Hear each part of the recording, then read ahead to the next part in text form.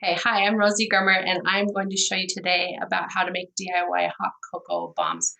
Now, I know when I first heard that, I was like, what's a hot cocoa bomb? So first, let me show you what one is. I've got one all done so you guys can see. This is a hot cocoa bomb. Isn't that pretty? And all you do is you wrap it in some pretty gift wrap, right? You can give it to somebody, and then they just put it in their mug, in the bottom of their mug, and then they pour their favorite heated milk over the top of it, and then the chocolate that's around the powdered hot cocoa dissolves, and they stir it all in. So they're really fun. They're fun to give. They're easy even for kids to make. So what do you need in order to make your hot cocoa bombs? This one I made with this mold that I got from Amazon, and you can see it's silicone. There's pros and cons of using silicone. One, it's easy to get some really intricate impressions, right, like this, and you can get it out easily. The thing that's not so great is they're flexible. So if you're going to use a silicone mold, you also want something that you can slip into your freezer to set your chocolate, okay? It doesn't have to be this, it can be a baking rack, it can be a cookie sheet, just something that will fit into your freezer, right? So you need a mold, you need something firm if your mold is flexible. You need some kind of hot cocoa mix. Today I'm just using a everyday run-of-the-mill hot cocoa mix.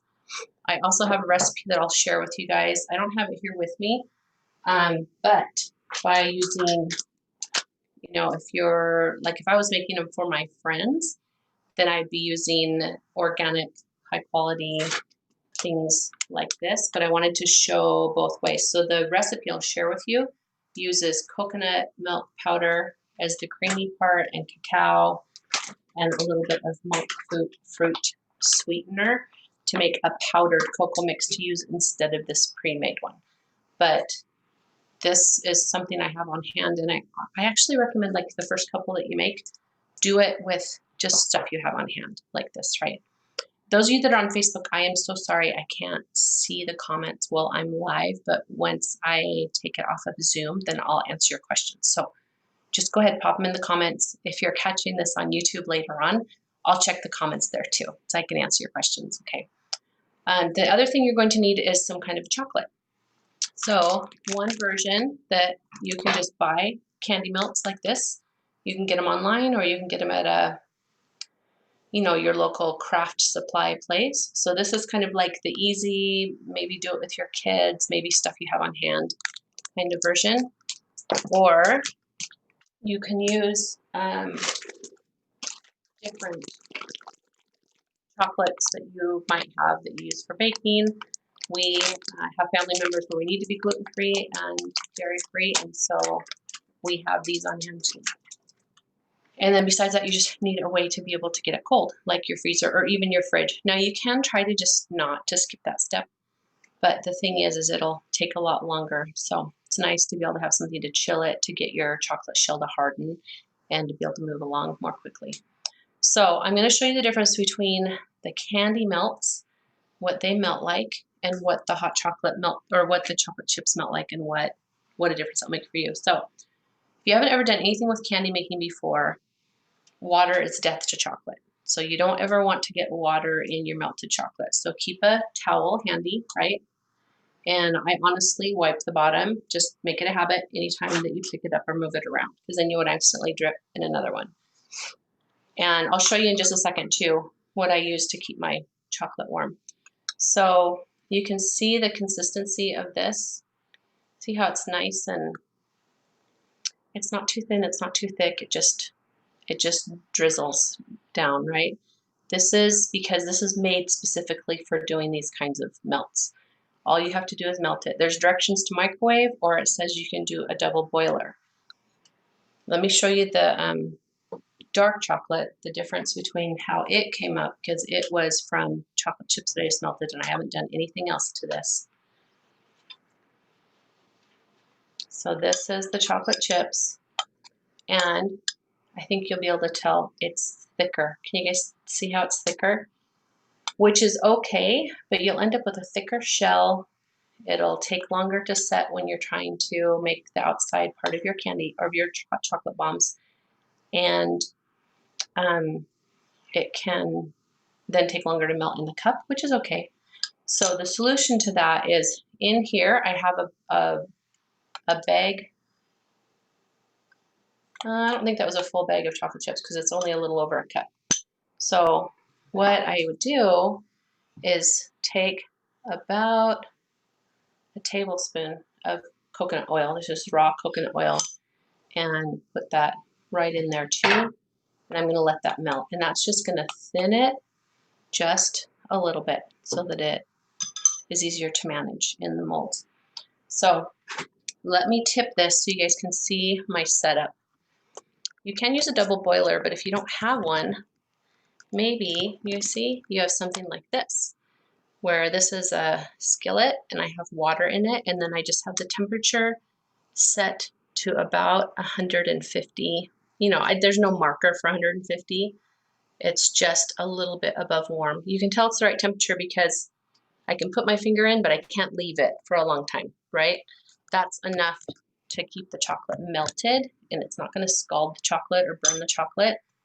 And then it doesn't matter if it takes a long time or a little amount of time for you to be able to make your hot cocoa your bombs. When you're doing the microwave method, what can happen is as you put some more melts in and then you microwave and you bring them back out, or even with your chocolate chips, you'll end up with burned chocolate. And then it's almost like a clay. It's hard to explain. It gets really thick and hard to work with. So I like to, if I'm going to do something like this or work with candy making, just go ahead and set up a way to have the water be the thing that's keeping the chocolate melted, and then it's just staying at that melted temperature. Okay, remember, post any questions down there in the comments. So with a silicone mold or even a firm candy making mold, you don't have to do anything to, you don't spray it or anything so that it will release. Let me grab a cup really fast. I meant to show you guys this as an option too. If you didn't have a mold, you could go ahead and use a glass, right? And you'd be able to do the same thing. So don't feel like you have to run out and buy molds, because you could just use a glass. When it comes to adding essential oils, some of my favorites to use are cinnamon or cassia, and peppermint are really great choices. So I always figure that, like, if I was going to make a cup of hot cocoa and I was going to add essential oils to it, I would add about one drop of cinnamon or 1 drop of peppermint to a full mug. So if this hot cocoa bomb is going to make a full mug, then I'm going to want to have about the same as a cup. And for these molds, or if you're going to do about the same amount like in a cup, you're going to end up spooning in somewhere between 4 and 6 tablespoons of melted chocolate. And that is going to be about a 1/4 cup, right? So I've got a cup of melted chocolate right here. And that means I'm going to add 4 to 5 drops of the essential oil that I want to use. Now, my family loves peppermint, so we're going to make these ones peppermint. And I'm going to add 5 drops, pull this up here so I don't drip in the other chocolate, 5 drops right into the chocolate.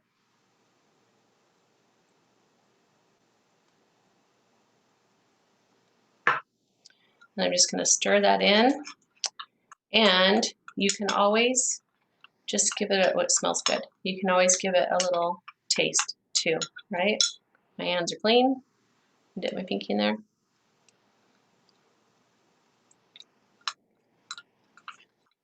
That's pretty good. It's still pretty faint, so I'm going to go ahead and add in 2 more drops.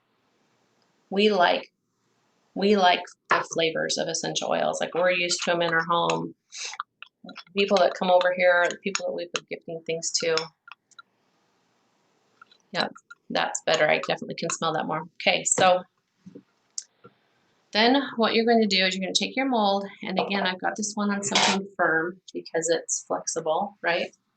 And I went ahead and went with this middle one because to me it looks kind of like it could be like a poinsettia, right? And you're simply going to spoon right into that mold, and you're going to do like, I'm pretty sure what I've been doing is like 3 good size spoonfuls right into that mold. A fun thing you can do is, like, let's say I got some white chocolate or some white candy melts. You can melt that in another bowl, and you could actually take the time to just paint the white like into the patterned part on the tops of each one of these. Or you can even take the white and like add some red to it, or they have red ones. And then you can just put the colored ones right on there. And same principle would apply as what we're gonna do here. So now you can see I've got that chocolate right in there.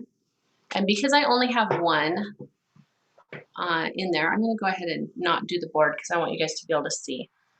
So what you're gonna do is just roll this so that the chocolate goes right up to the edge. And I can't do it and show you at the same time, but I think you get the idea. Just roll it so it goes right up to the edge. This is also how they make like Reese's peanut butter cups, you guys.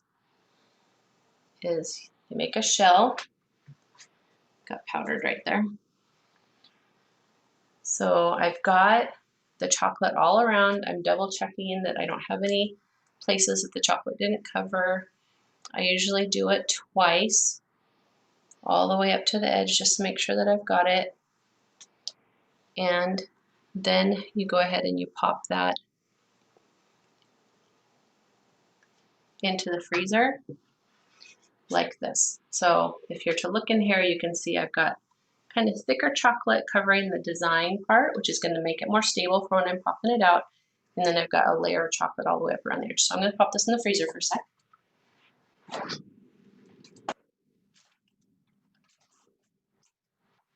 And you don't want it to freeze, you just want it to set, okay? I'm hoping it's gonna set enough that I can show you guys the ending part on this.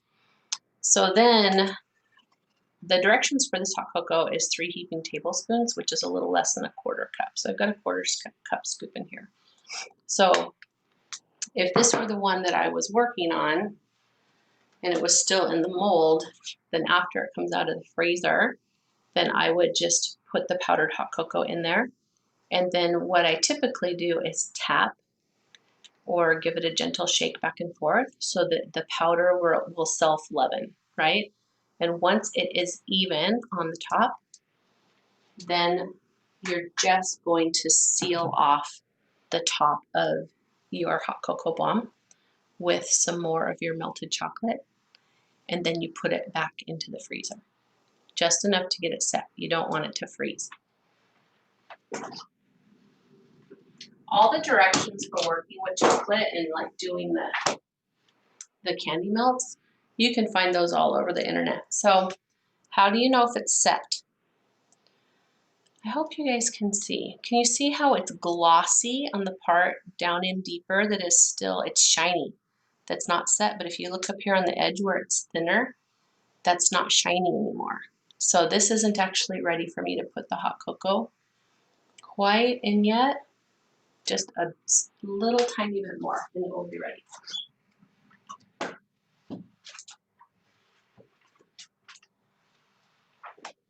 Now, these are getting really popular, but a lot of people still have no idea what they are. So if you're going to gift them to people, put them in like a cute little cellophane bag and a little tie on there, and then either make a sticker or print a tag or even handwrite a little tag that tells them that it's a hot cocoa bomb and gives them directions. Tell them, put it in the bottom of a mug, pour your favorite heated milk over the top, like they'll heat the milk separate and pour it over the top, and then stir and enjoy, whatever, right?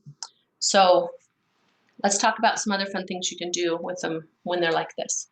You can take some of the white, like if you have some other color of chocolate, and you can drizzle it over the top.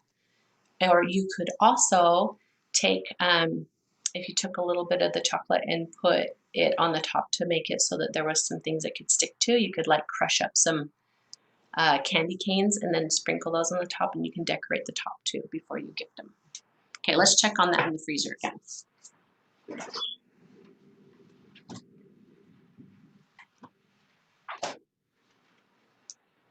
Okay, this is more ready. The bottom in the middle, see it's still wet down in the very deepest part, and that's okay. But the shell around the sides, that's ready. So now you just take the hot cocoa and scoop it in there. And you want to leave a good amount to have it seal on the bottom. And like I said, I shake. I got a little bit out of it there. I shake, and you can see I've left a good 1/4 inch. And then I'm just going to take my chocolate and just put it right in the middle. And you guys, can you see how it's kind of oozing out from the center? And then I just get another scoop, put it right in the middle again. We're going to need one more of those. And then it will go all the way to, I'm hoping you guys can kind of see. We need a little bit more. That scoop was a little on the light side. There, now it's enough that it's oozing all the way out to the edges. And that way, I'm not disturbing the powder at all. I'm just putting the chocolate on the top. And then I'm very gently pushing from the center to the outside so that the chocolate that's now on the bottom meets right up with the edges. And there we go. What's in there?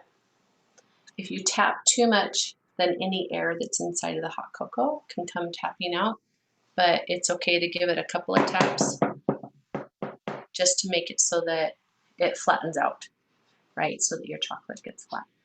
Then you're going to put it back into the freezer and keep checking on it every minute or so until you see nothing shiny anymore and it feels like it's all firm and solid. And then the trick is just to get them out. Let me tell you a little bit about getting them out, and then we'll wrap it up. I'll look for any of your questions. While I get this popped in the freezer. So if I had been doing it in this glass and I had swirled it around, gotten my shell, got that set, brought it back out, put the cocoa in, did some tamping so that it evened out on the top, and then I put that layer on the top and it's all set, and now I'm ready to get it out of the glass. It's really easy with a glass or even with a harder plastic candy mold, because you can have a bowl of hot water and you can just dip it down in the hot water for about 10 seconds. Don't submerge. You don't want it to go in, right? You're just dipping the part that the chocolate's on. And then you lift it back out and dry it, and you tip it upside down and it's going to pop right out. So that's the handy thing about using a firm mold. With the silicone mold, it's a little different, and there's actually some great things about it too. You don't have to worry about like melting your design when you're trying to get it out. Since the silicone is flexible, you can just pull it. You have it upside down like on your board, and you just pull it from the edges, and you'll be able to see as it separates away from the chocolate.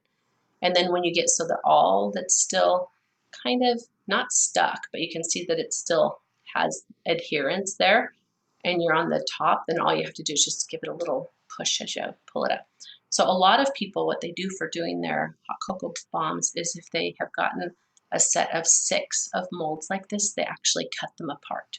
So it's easier to get them out because you're just working with one at a time. The tricky thing about that is then you may need to put them into a muffin tin to have that firm thing to keep them flat and put them in your freezer. Because depending on what the design of the mold is, the silicone mold, it may or may not sit flat. I hope that makes sense. Okay, I'm going to go ahead and get so that I can answer any of your questions. Let me check on Facebook here and see if I've got questions here. I've got it pulled up so I can see. Super excited. Oh, Jennifer just asked, can you use muffin tins? Yes, you can. Oh, wild orange. Why didn't I think of that? Anna, that would be perfect. Wild orange would be so good. I love orange and chocolate together. Yeah, those are good ideas. And did I mention cassia? I love cassia. It's a little bit like cinnamon. And the other thing that those Canadians, you know, I lived up near Canada most of my life until we moved here. And we were up and down across the border all the time. And we used to get, my mom would bring back this candy. We get this candy called Lacrettes. I think they're actually from Sweden. And they are black licorice and chocolate. They're fennel and chocolate. So you could use our sweet fennel and do that with the hot cocoa too. All right, if we don't have any other questions, then I'm going to go ahead and wrap up. And I'm super excited. I know I see you guys again at the end of the night, and you've got lots of classes in between now and then. We've got 4:30 is Christmas baking with Leah, and then 5:30 is Kristen Randack, and she's going to cover some quick bag doTERRA products. We have soy candles with Nicole Strayer at 6, and 7 is scented holiday cards with Stacy Cahill. 7:30 is festive room sprays with Jennifer. And then at the end of the night, I'll be back here again at 8 p.m. with passive diffusers and teaching about how to do some stuff with passive diffusers. So fun to be here. If you guys can't catch all those live, don't worry. The recordings will live here forever. And again, I'll look for questions in the comments. So just post your questions in the comments. Super excited to be here with you guys for our gifting summit. See you later.